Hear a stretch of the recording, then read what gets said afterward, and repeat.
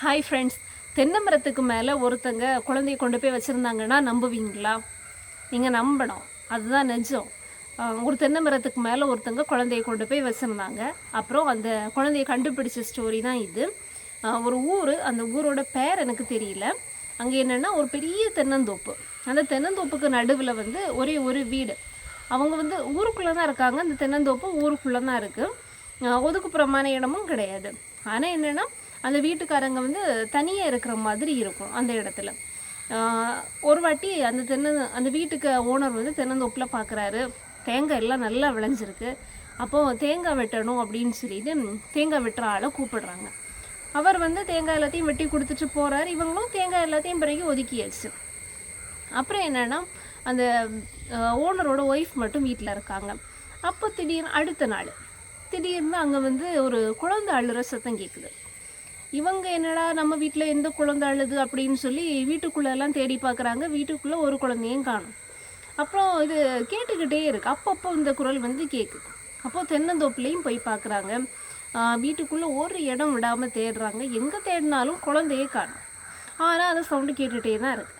அப்போது எனக்கு மட்டும்தான், ஆனால் அப்பப்போ கேட்கும், எனக்கு மட்டும்தான் அந்த சவுண்டு கேட்குதா அப்படின்னு சொல்லி அவங்க ஹஸ்பண்ட் விஷயத்த சொல்கிறாங்க. ஹஸ்பண்ட் சொல்கிறாங்க, இல்லை அதெல்லாம் பிரம்ம, எனக்கு கேட்கல அப்படின்னு சொல்கிறாங்க. ஆனால் ஒரு நாள் ஹஸ்பண்ட் வீட்டில் இருக்கும்போது நைட்டு அந்த தென்னந்தோப்புக்குள்ளே குழந்தை சத்தம் கேட்குது. ஹஸ்பண்டும் வீட்டில் பார்க்குறாரு, இல்லை. அப்புறம் அந்த தென்னந்தோப்புக்குள்ளே வராங்க. தென்னந்தோப்புக்குள்ளே வரும்போது ஒரு மரத்து பக்கத்தில் வரும்போது நல்ல சவுண்டு கேட்குது. கொஞ்ச நேரத்தில் அந்த சவுண்டு வந்து நிற்கிது. அப்போது இவங்க அந்த ஒரே மரத்தை சுற்றி வராங்க. திருப்பி சவுண்டு இல்லை. சரி, வேறு இடத்துலையும் போய் பார்ப்போம் அப்படின்னு சொல்லிட்டு வேறு மரத்தில் போய் பார்க்குறாங்க, சவுண்டு இல்லை. இது வந்து கொஞ்சம் நாளாக நடந்துட்டு இருந்துச்சு. அப்புறம் என்ன பண்ணலாம் அப்படின்னு சொல்லி ஊருக்காரங்களெல்லாம் கூப்பிட்டாங்க. எல்லாரும் பயந்துட்டாங்க. எப்படிடா தென்னந்தோப்புக்குள்ளே குழந்தை, அதுவும் இத்தனை நாளாக குழந்தை இருக்குது அப்படின்னு சொல்லிட்டு ஊருக்காரங்களெல்லாம் கூப்பிட்டாங்க.